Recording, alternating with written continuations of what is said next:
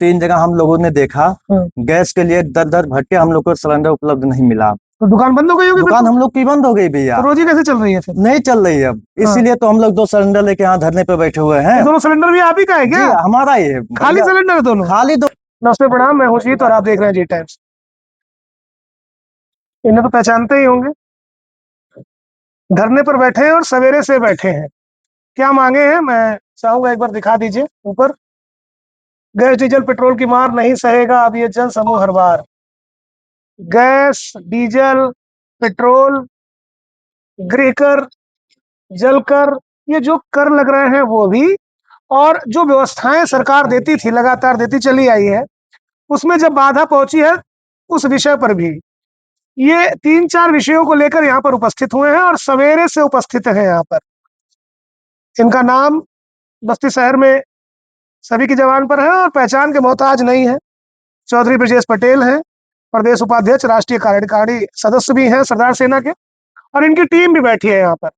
लंबे समय से ये लोग बैठे हैं और सवेरे से बैठे हुए हैं। मांग ये है कि सरकार जो कह रही है कि हाँ सारी जो है सब कुछ चाक चौबंद है और सारी व्यवस्थाएं सुदृढ़ हैं, तो धरातल पर दिखे, ये इनकी मांग है। पहली कि इनको डीजल मिले, दूसरा इनको पेट्रोल मिले।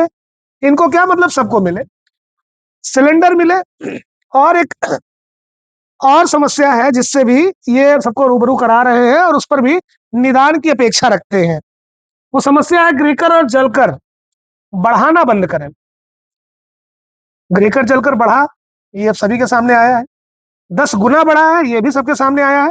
और इस पर लगातार तमाम अलग अलग खेमे विरोध दर्ज करा रहे हैं। कभी उद्योग व्यापार मंडल विरोध कराता है, कभी छात्र संघ विरोध कराता है, तो कभी ऐसे सरदार सेना जैसे सामाजिक व्यवस्थाएं विरोध दर्ज कराती हैं। मैं सीधे जोड़ूंगा चौधरी ब्रजेश पटेल से और जानेंगे कि इस विषय को लेकर बैठे हैं, क्या लग रहा है, ये सरकार विरोधी फैसला है इनका या जनता के बीच जाकर इन्होंने ये विषय निकाला है? बहुत बहुत स्वागत हमारे चैनल पर। धन्यवाद। ब्रजेश जी, कैसे बैठना हुआ? देखिए, विगत 15 दिन से गैस सिलेंडर को लेकर के अफरा तफरी का माहौल है। अच्छा। तो हमने सोचा कि हो सकता है एक आध हफ्ते में कवर हो जाए, लेकिन स्थिति जस की तस बनी हुई है। अब अलग अलग क्षेत्रों से लोग टेलीफोन कर रहे हैं कि भैया सिलेंडर नहीं है और स्थिति खराब हो रही है। तमाम छोटे निम्न वर्गीय मध्यम वर्गीय जो छोटे छोटे दुकानदार हैं, ये सारे लोग परेशान हैं। तो लोगों ने कहा कि आप जो है कल धरने पर बैठिए, क्योंकि यहाँ बस्ती जनपद की जनता एकदम त्राहि त्राहि हो चुकी है। अच्छा। तो ऐसे अनगिनत फोन कॉल्स प्राप्त हुए, तो मैंने कहा निश्चित तौर पे मैं जनहित के मुद्दे पर लड़ने का काम करता हूँ। तो 26 तारीख को सुबह 10 बजे मैं अनिश्चितकालीन धरने पर बैठ जाऊंगा। तो सुबह 10 बजे से लेकर के हम लोग धरने पे हैं। इधर गैस सिलेंडर का मामला खत्म नहीं हुआ कि डीजल और पेट्रोल के लिए हाहाकार। आप देख रहे हैं लंबी लाइन, और एडीएम साहब, बस्ती के जो एडीएम साहब हैं, वो कह रहे हैं कि 183 पेट्रोल पंप है, सुचारू रूप से जो है संचालित है, कोई स्थिति किसी तरह से आउट ऑफ कंट्रोल नहीं है। तो भाई, आप जैसे तमाम सम्मानित पत्रकार हफ्ता भर से तो यही खबर दिखा रहे हैं, जगह जगह लंबी लाइनें, चाहे वो गैस एजेंसी हो, पेट्रोल पंप हो, तमाम जगहों पे ये लाइन देखने को मिल रहा है। अगर बस्ती प्रशासन के पास diesel petrol gas cylinder available है तो आप सुचारू रूप से दिलाने का काम करो, या आपके उसी कागज में सिलेंडर की पूर्ति है, गोदामों पे नहीं है, या तो आपके कागजों में है। अगर गोदामों पर नहीं है जी। तो ये लोग जो बड़ी संख्या में वहाँ पर उपस्थित है, इनमें कुछ लोगों को मिल भी रहा है, ऐसा तो नहीं है कि सभी लोग नदारद हैं, सभी को नहीं मिल पा रहा। देखिए, सिलेंडर उसी को मिल रहा है। मैं कहा ना कि जो निम्न मध्यम वर्गीय परिवार के लोग हैं उनको सिलेंडर नहीं मिल रहा है, जिनका सोर्स है किसी बड़े राजनेता से, किसी बड़े अधिकारी से। अब जो जिले के अधिकारी हैं उनको सिलेंडर के लिए थोड़ी ना लाइन लगाना है, वो तो ताक देंगे तो पूरा गोदाम में उठ के चला आएगा। अच्छा। हाँ, बिल्कुल सही बात है, वो उठ के चला आएगा। ये केवल एसी में बैठ करके माहौल कंट्रोल कर रहे हैं। हमने सुबह भी ये बात कहा कि अगर आपको ऐसा लगता है कि स्थिर सब कुछ ठीक है, तो आप मेरे गाड़ी में बैठो। हम पूरा बस्ती जनपद का जितने भी गैस एजेंसी है, पेट्रोल पंप है, सब जगह पे हम आपको घुमा देते हैं। आप चल के चेक करो शॉर्टेज है कि नहीं है। सरकार तो ये कह रही है, बाकी जिम्मेदारों का भी यही कथन है कि अफवाहें ज्यादा हैं, शॉर्टेज कम है। देखिए, सिलेंडर के लिए तो कोई अफवाह नहीं है। शॉर्टेज कहाँ हुआ, इसकी जिम्मेदारी तो जिला अधिकारी महोदया तय करेंगे। और जो पेट्रोल की बात आई, डीजल की बात आई, आ, आप देख रहे होंगे कि जब से ये खबर चली कि पेट्रोल और डीजल का शॉर्टेज है, तो कोई जो है पानी की टंकी जो छोटे छोटे आते हैं 1000 लीटर 500 लीटर, वो सर पे उठा के भी लेके जा रहे हैं। तो कहीं ना कहीं लोगों को लग रहा होगा कि डीजल पेट्रोल अब एकदम नहीं मिलेगा, ठीक है। तो इस तरह से लोगों में ये माहौल क्रिएट हुआ कि लोग अपना घर परिवार छोड़ करके अब डीजल पेट्रोल के लिए लाइन लगा रहे हैं। तो मैंने भी जनपद वासियों से मेरा निवेदन है और प्रशासन से भी मेरा निवेदन है कि जो बाइक वाले हैं, मिनिमम 500 रुपए का 200-300 रुपए का डीजल आप मुहैया करवाइए, और 4 व्हीलर वालों को मिनिमम 1000 रुपए का डीजल आप देने का काम करें। बाइक के लिए पेट्रोल और 4 व्हीलर के लिए डीजल। जी, तो जब आप निर्देशित कर देंगे पेट्रोल पंप मालिकों को, तो निश्चित तौर पे ये जो लाइन देखने को मिल रहा है वो नहीं अच्छा, मिलेगा। ये आप अपनी तरफ से एक सुझाव प्रेषित कर रहे हैं। जी, और आप देख रहे हो कि गेहूं की फसल तैयार है। पहले भी ये कोई नई बात नहीं है कि गैलन लेके आज लोग जा रहे हैं। इसके पहले भी 10-15 वर्ष पहले की मैं बात बता रहा हूँ। ये जो किसान हमारे हैं, ये गैलन बाकायदे लेकर के 10-15 साल पहले भी गैलन लेके जाते थे, तो पंपी सेट में जो है तेल पड़ता था। पंपी सेट उठा के कोई लेके नहीं आता था। पूर्व में ट्रैक्टर पे जो है पीछे 100-100 लीटर का ड्रम लेके जाते हाँ, लेकिन थे। आज की जो स्थिति है, आप इस बात को भी तो मानेंगे कि इतनी ज्यादा उहापोह की स्थिति है, इतना ज्यादा जो है भ्रांतियां और अफवाहें फैली हुई हैं कि जो गाड़ी में 200 रुपए का लोग तेल डलवाते थे, आज 1000 का डलवा रहे हैं। सबको अपनी टंकी फुल करवानी है, तो कहीं ना कहीं असुरक्षा का माहौल है, अनिश्चितता का माहौल है। इस जी, पर भी आपकी क्या प्रतिक्रिया है? देखिए, हम एक हफ्ते से हमारा जो सिविल लाइन का एरिया है, वहाँ हम डीजल के लिए जाते हैं, डीजल नहीं मिलता है। और आज भी मैं डीजल के लिए नहीं जा रहा। अरे, आप नेता हैं और आपको नहीं नहीं मिल नहीं, रहा? हाँ, मैं कह रहा हूँ, हाँ। लेकिन वही जो जनपद वासी हमारे हैं, उनसे मेरा निवेदन है कि अगर सारे लोग शांतिपूर्वक काम करेंगे, तो ये जो जाम की स्थिति दिखाई दे रही है, वो धीरे धीरे कवर हो सकती है। अच्छा, लेकिन वो जिला अधिकारी महोदय अपना स्टेटमेंट जारी करें कि हमारे पास इतना डीजल इतना पेट्रोल अलग अलग पंपों पे कितना मात्रा में मौजूद है, कितने हमारे पास गैस सिलेंडर है, तभी ना ये सॉल्व होगा। आप बार बार कह रहे हो कि एडीएम साहब का स्टेटमेंट तो मैं देख करके मुझे हंसी आती है। अच्छा। कि गांव गरीब किसान के लोग जैसे लगता है पागल है क्या ये लोग। नहीं, कल एडीएम और एसडीएम खुद सड़क पर उतरे हैं, लोगों के बीच गए हैं कल तो। अरे भाई, जब सम्मानित पत्रकारें पीट दिए जाएंगे, गाली मिल जाएगा, तब तो सड़क पे उतरना पड़ेगा। कोई गांव गरीब किसान का लड़का मारा गया जो गए थे लोग, ऐसे तमाम जगह घटना होती है। आप निष्पक्ष पत्रकारिता करोगे, निष्पक्ष खबरें चलाओगे, तो आपके साथ बदसलूकी होगा। तो इस तरह जब पत्रकारें हमारे सुरक्षित नहीं है, तो यहाँ की आम आवाम कैसे सुरक्षित रहेगी। जब आप सच को दिखाने का प्रयास करेंगे, तो आपके साथ बदसलूकी होता है। अच्छा, एक एक चीज बताएं, जैसा कि आप जान रहे हैं कि आज पीएम साहब ने भी कहा कि देश जो है कठिन परिस्थिति से गुजर रहा है और सभी को धैर्य रखने की आवश्यकता है। कोरोना जैसा समय है, लगभग। तो ऐसे समय में आपको नहीं लगता कि आप जैसा युवा, प्रखर युवा, आज कंधे से कंधा मिलाकर खड़ा रहे, आज लोगों के सहयोग की भूमिका में अगर फील्ड में रहे, तो लोगों को ज्यादा अच्छा लगेगा धरना देने के बजाय? देखिए, मोदी जी ने जो कहा कि कोरोना जैसी स्थिति जो आने वाली है, कहीं ना कहीं उनके भाषण से जब वो स्पीच मारते हैं, तो जनता अलर्ट मोड में हो जाती है। अच्छा। वो अलर्ट हो जाती है, अरे बाप रे बाप, कहीं ऐसा ना हो कि लॉकडाउन हो जाए, कहीं नोटें ना बंद हो जाए। बात समझिए, अब देश के प्रधानमंत्री जी को कहने की कौन सी आवश्यकता है। कोरोना काल में हमने देखा कि न्यूज चैनलों पे केवल यही खबर चलता था, इतने लोग मर गए, तमाम लोग हार्ट अटैक से भी मर गए खबर सुन करके। तो आप देश के प्रधानमंत्री हैं, आप वहीं से बैठ के कंट्रोल करो, क्यों इस तरह का स्टेटमेंट देते हो अलर्ट मोड में? आज अलर्ट मोड में कह दिया, मैं कह रहा हूँ गांव गांव गली गली चर्चा है कि अब देखिए दो बातें हैं इसमें, आपकी बात कंट्राडिक्ट कैसे कर रही है।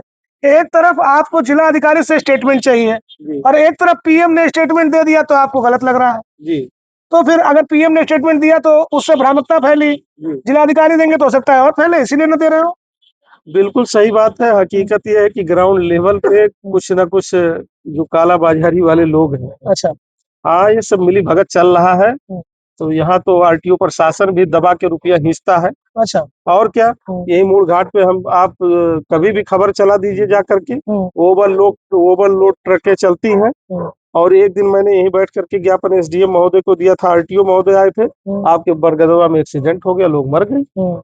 कहाँ पे कहाँ लैंड ऑर्डर भी बहुत ठीक है, कहाँ प्रशासन बहुत सुचारू रूप से काम कर रहा है। जब सिस्टम ही नहीं ठीक से काम कर रहा है, सरकारें नहीं ठीक से काम कर पा रही है, तो यहाँ की आम आवाम वैसे अभी आपकी बेसिक मांगे क्या हैं जिसको लेकर आप आज धरने बैठे? देखिए, पहला जो प्रमुख मांग है वो गैस सिलेंडर उपलब्ध कराया जाए। तो भाई ठीक है, मोटरसाइकिल में कम तेल रहे ज्यादा तेल रहे वो चलेगा, लेकिन किसान भाइयों को जितना डीजल की आवश्यकता है उतना जिला प्रशासन उपलब्ध कराए।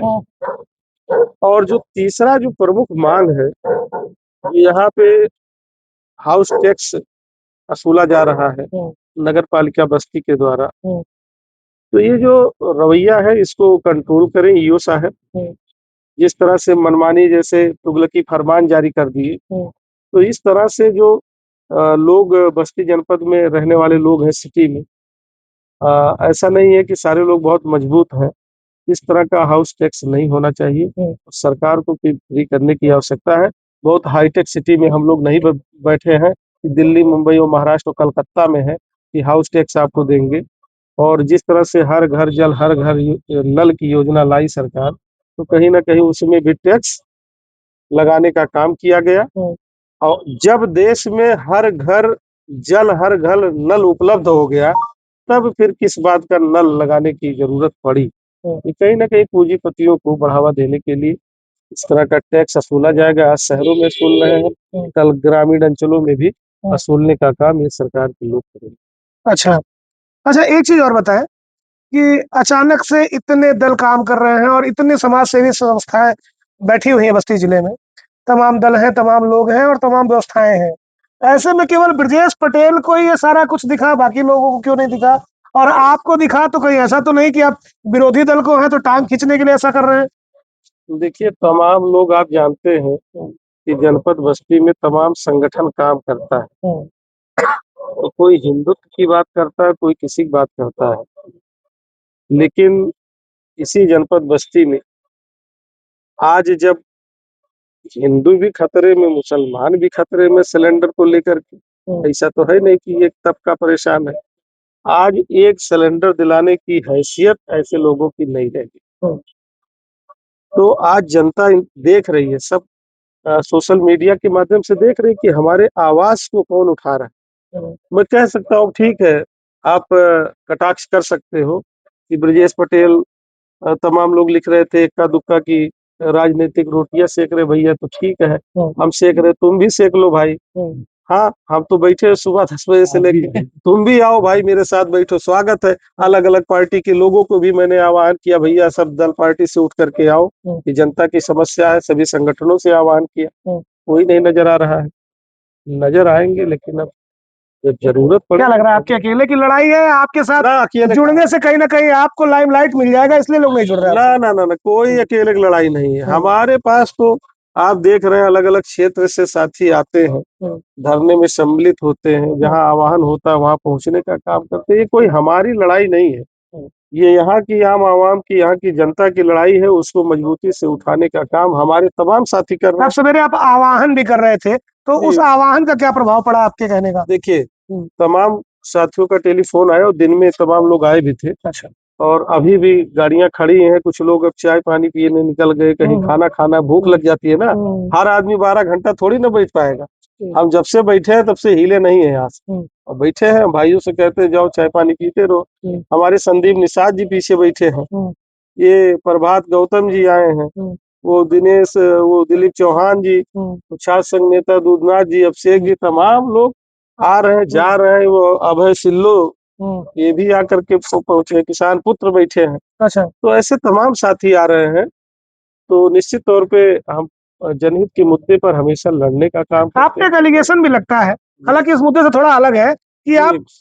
चौधरी बाहुल्य लोगों को साथ लेके या चौधरी माइंडेड लोगों को साथ लेके चलते हैं। इसमें कितने चौधरी लोग बैठे हैं?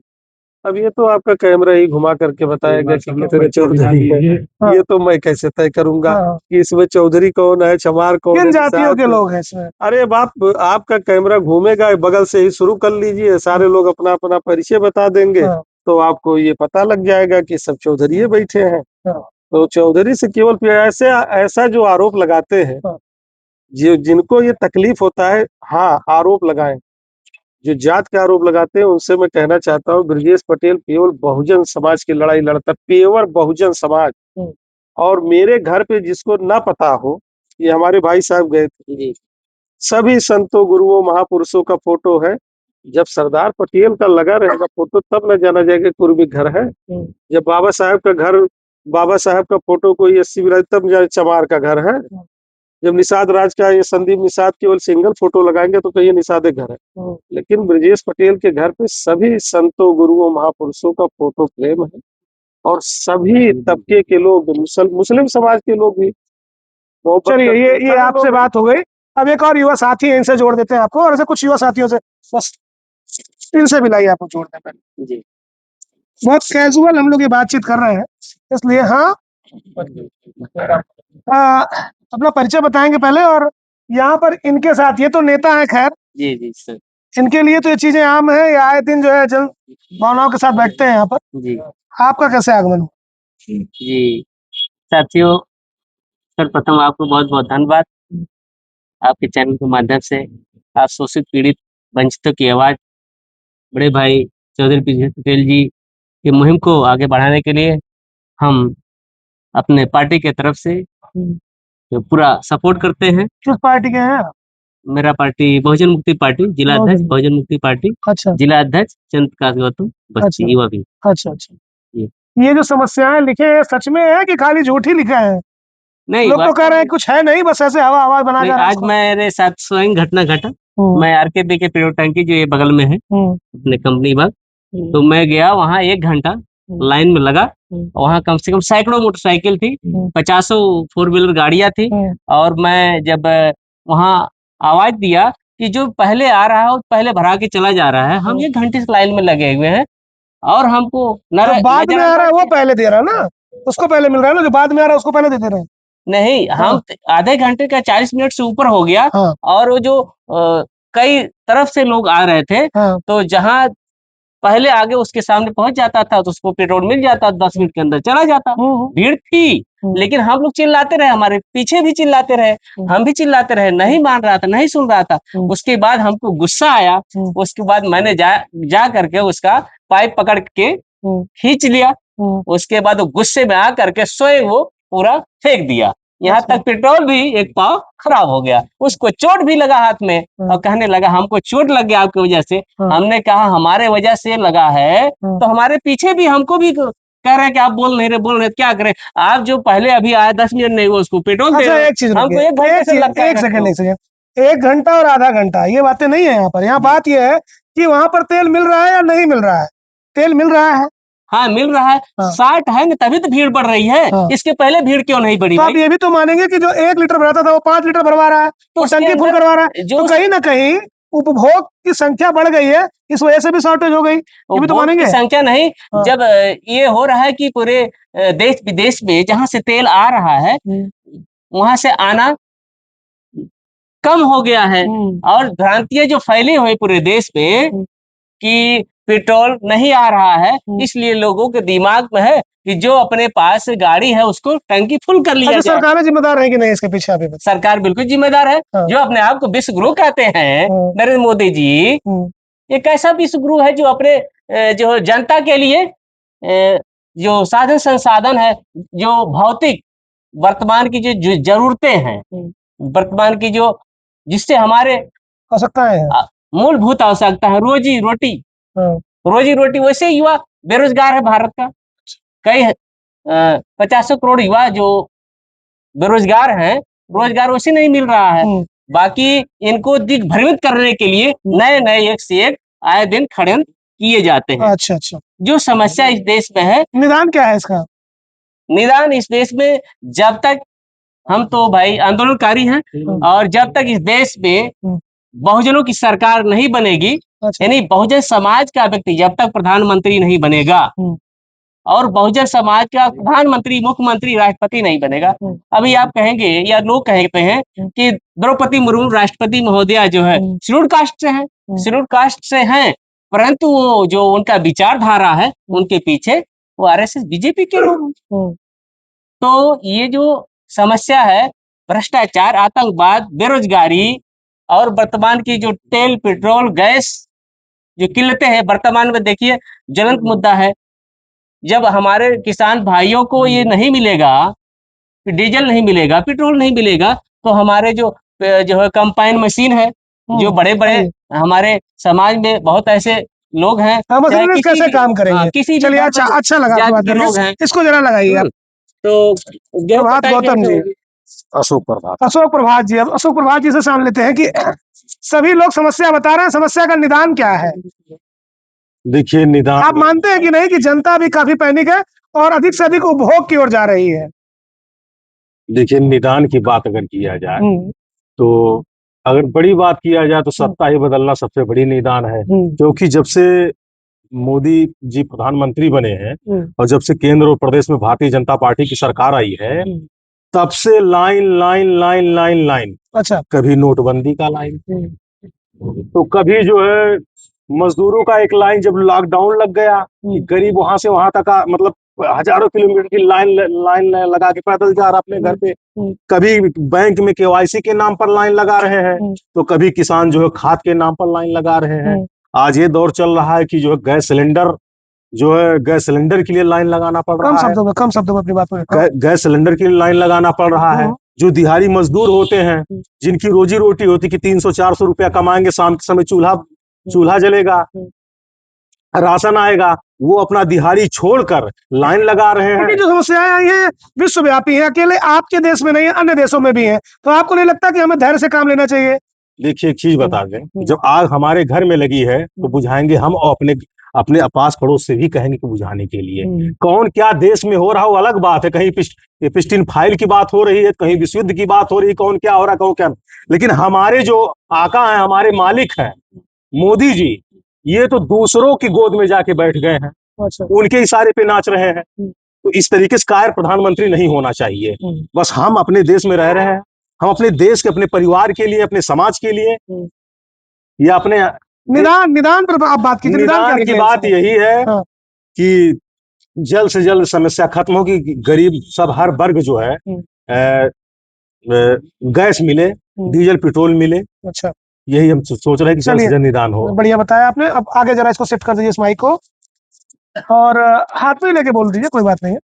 आपसे मेरा प्रश्न ये है, कर बढ़ा रहे हैं, व्यवस्था भी नहीं दे रहे हैं जी, सिलेंडर भी नहीं मिल रहा है, डीजल भी नहीं और पेट्रोल भी नहीं मिल रहा है, जनता की गलती है सरकार की? नहीं, सरकार की इसमें गलतियां हैं। अच्छा, देखिए, आज हम लोग यहाँ अनशन पे बैठे हुए हैं, धरने पर, और ब्रजेश पटेल के बड़े भैया के जो है नेतृत्व में हम लोग फास्ट फूड का बिजनेस करते हैं। अच्छा। गांव और चौराहे पे, छोटे छोटे कस्बों में लेके जाकर ठेला ढकेल के अपना जीवन यापन करते हैं। अच्छा, हम लोगों की समस्या ये है कि एक हफ्ते से 2-3 जगह हम लोगों ने देखा, गैस के लिए दर भटके हम लोग को सिलेंडर उपलब्ध नहीं मिला। तो दुकान बंद हो गई होगी? दुकान हम लोग की बंद हो गई भैया। तो रोजी कैसे चल रही है फिर? नहीं चल रही है अब, इसीलिए तो हम लोग 2 सिलेंडर लेके यहाँ धरने पे बैठे हुए हैं। दोनों सिलेंडर भी आप ही का है क्या? हमारा ही है। खाली सिलेंडर दोनों? खाली दोनों, इसीलिए अनशन पे यहाँ बैठे हैं। हम लोगों की जो है डीएम महोदय आके हम लोगों की बात सिलेंडर भी दिखा दीजिए। दोनों सिलेंडर जो दिख रहा है ये इसी युवा का है जो ठेले पर रोजगार करते हैं, और बावजूद इसके अब इनका रोजगार भी चला गया है। चलिए, हम लोग यहाँ एक हफ्ते से हमारी दुकानें बंद है। भैया के पास हमने फोन किया, क्योंकि बीच में एक सिलेंडर फोन के माध्यम से हमको दिलवाए भी थे और मिला था, एक आध हफ्ता चला था। और उसके बाद फिर जब फिर खत्म हो गया, फिर भैया को बताएं, भैया के प्रयास किए तो मिला नहीं, इसलिए हम लोग यहाँ। चलिए, अभी तो खैर सबके साथ समस्या चल रही है, कोई अकेला इंसान कितने लोग की मदद कर देगा? आप माइक 1 मिनट दे दें।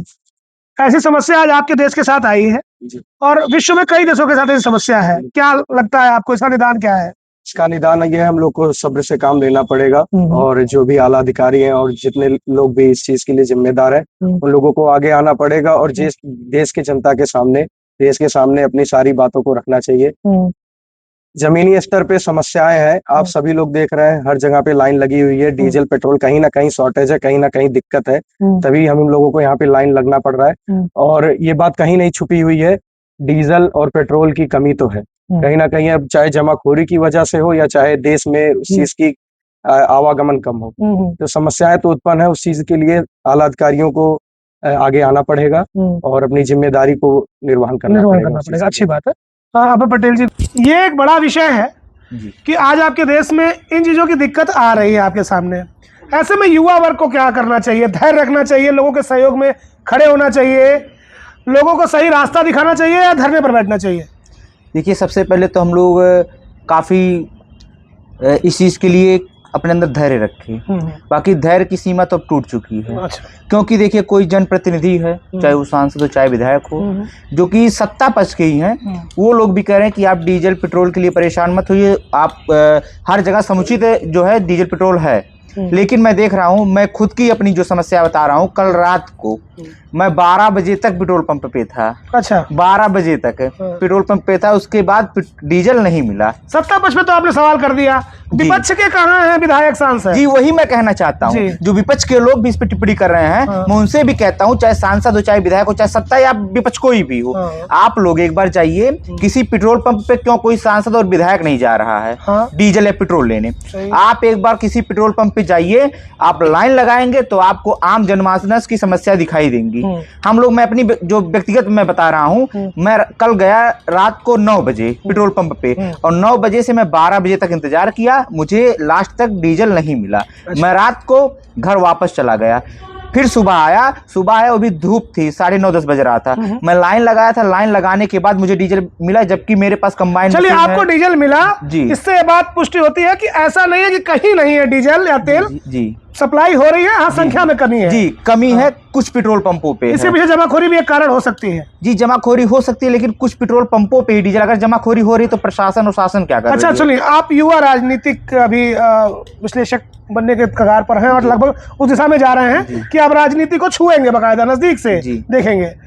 आप बताइए, वह नेता जो जनता का वोट पाकर कुर्सियों पर काबिज है जी, वो समाजवादी पार्टी का हो, भारतीय जनता पार्टी का हो, बसपा का हो, क्या आज उसकी नैतिक जिम्मेदारी नहीं थी? बिल्कुल कि परेशान जनता के बीच में जाकर और उनको धैर्य बधाए और उनके साथ खड़ा हो? जी, बिल्कुल जिम्मेदारी है। आप भाई, अगर सांसद या विधायक या कोई भी जनप्रतिनिधि हो, चाहे वो प्रधानमंत्री तक हो, अगर आप किसी पद पे आज आसीन है, तो हम एक वोट और एक चाहे वो गरीब जनता हो, अगर गरीब जनता है तो उसके भी वोट का वही कीमत है, वही अधिकार है। अगर आज करोड़पति अरबपति एक वोट दे रहा तो उसका भी वही सेम दोनों का वैल्यू है। अगर हम एक वोट, आप एक वोट से जीतेंगे, चाहे वो गरीब का वोट हो चाहे अमीर का वोट हो। जनता से क्या अपील करेंगे? जनता से मैं कहता हूं, देखिए, धैर्य बनाए रखने की जरूरत है, लेकिन इसमें जनता का कोई दोष नहीं है, क्योंकि जनता त्राही है। आज जनता का दोष कैसे नहीं है? जनता जो 100 रुपए का पेट्रोल, 200 का पेट्रोल उड़ाती थी, आज वो टंकी फुल करा रही है, उधार लेके करा रही है, लेकिन करा रही है। जी, तो जमाखोरी तो हो रही है ना कहीं? जी, जमाखोरी हो रही है, लेकिन जमाखोरी देखिए, जो कंबाइन चलवा रहे थे, जो है, जिनके पास बड़ी गाड़ियां, जो कोई भी कंस्ट्रक्शन का काम कर रहे हैं, उनके पास ऑलरेडी अब हम लोगों का 150 से 200 लीटर पर डे का खपत है, कंबाइन और जो है थ्रेशर वगैरह मिला के। तो हम लोग बताइए, अगर अपनी व्यवस्था नहीं कर पाएंगे, और जाहिर सी बात, हमें 150 लीटर ले ही जाना है। तो इसी तरीके से अब सीजन आ गया, तमाम लोग जितने भी कंबाइन हुए या कोई जेसीबी वाला, तो वो डीजल तो अपना पर्याप्त ले जा रहा है। पिछली बार भी ऐसे कई लोग, हम लोग भी पिछली बार लगभग 1 लाख का डीजल हम लोग डंप किए थे पिछली बार सीजन में, लेकिन तब तो ऐसी कोई समस्या नहीं थी। डंप किए थे मतलब जमा किए थे? जी, अपने पास मैंने रखा था कि 1 लाख का एडवांस जैसे सीजन चालू होता था। अच्छा, वो बार-बार दौड़ने से। रखा था। हमारे बीच एक युवा और हम जोड़ेंगे, आप आ जाए, आप आगे आ जाए, जो चश्मा लिए हुए हाथ में। आप बताएं, फसलें खड़ी हैं खेतों में, और मेरा ख्याल है गाँव से बिलोंग करते होंगे, ऐसे में कटैया कैसे होगी, दवाई कैसे होगी गेहूं की? अब हम भैया रुधौली के रहने वाले हैं। अच्छा, यहाँ विद्यालय में पढ़ते हैं। अच्छा, अब छात्र जीवन में स्थिति ये है कि हम कल उधर से आते समय पेट्रोल भरवाए, जाते समय पेट्रोल नहीं मिला, गाड़ी हमारी आपके सामने खड़ी हुई है। अच्छा, तो हमारे बड़े भाई ब्रजेश पटेल धरने पे बैठे, तो हमने सोचा कहीं रहने ठिकाना नहीं तो यही ठिकाना है। पूरे जनपद के लिए सबसे बड़ा कार्यालय जिलाधिकारी कार्यालय होता है, तो हमने सोचा सब जब जनपद में कहीं नहीं ठिकाना तो जिलाधिकारी कार्यालय ही सही, इसलिए हम ब्रजेश पटेल जी के समर्थन में यहाँ बैठे हुए हैं। और जो जानकारियां आप लोगों के माध्यम से ही हम लोगों को मिल रही हैं। ये तो है नहीं कि मीडिया हम लोग चला रहे हैं, मीडिया वाले आप लोग हैं, आप ही लोगों के माध्यम से मिल रही है कि इस पेट्रोल पंप पे इतने लोग खड़े हैं, इस पेट्रोल पंप पे इतने लोग खड़े हैं। अब उसमें कमी सरकार में है कि जो पेट्रोल पंप संचालक है उनमें है, ये तय करना प्रशासन का काम है। प्रशासन तय करेगा कि वो लोग डंप किए हुए हैं कि आ नहीं रहा है, जो भी स्थितियां हैं। एक जिम्मेदार युवा का क्या आज के समय में आचरण होना चाहिए? क्या उसे जनता के बीच इस भ्रामकता को फैलने से रोकना चाहिए? इस संवेदनशील समय में उसे कैसा रिएक्शन देना चाहिए? संवेदनशील समय में उसे एक धैर्य बना के रखना चाहिए, आपसी सौहार्द बना के रखना चाहिए। लेकिन इसमें सबसे बड़ा कारण प्रशासन का हो सकता है। युवा हमारी बात नहीं कोई सुनेगा, लेकिन अगर वही चीज कल एडीएम साहब लाइव आके एसडीएम साहब कहते हैं कि हमारे 183 पेट्रोल पंपों पर पेट्रोल उपलब्ध है, तो फिर आप ही जैसे पत्रकार भाइयों के माध्यम से फिर वीडियो कैसे आते हैं कि यहाँ 2500 मोटरसाइकिलें खड़ी हुई हैं, यहाँ 5000 चरपहिए खड़े हुए हैं, ये सब कहाँ से आ रहे हैं? अगर 183 पेट्रोल पंपों पर पेट्रोल और डीजल पूर्ण मात्रा में उपलब्ध हैं, तो ऐसी स्थितियां क्यों उत्पन्न हो रही हैं? चलिए, अच्छा बताया आपने। तो ये थे वो युवा जो बैठे हुए धरने पर। एक बड़ी संख्या बैठी थी, समय के साथ साथ लोग घटे हैं और सवेरे फिर आ जाएंगे, ऐसा ब्रजेश पटेल जी का कहना है। पूरा विषय आपके सम्मुख रखा गया। क्या विषय है, किस विषय को लेकर आज ये धरने पर हैं, ये भी आपके सामने है। ये धरना अनवरत जारी रहेगा और इस धरने पर अगली अपडेट के साथ मैं अजय तत्व फिर से हाजिर होऊंगा। देखना ना भूलिए जी टाइम्स, और फिर से जुड़ते हैं आपसे ऐसे ज्वलंत मुद्दों के साथ। तब तक के लिए नमस्कार।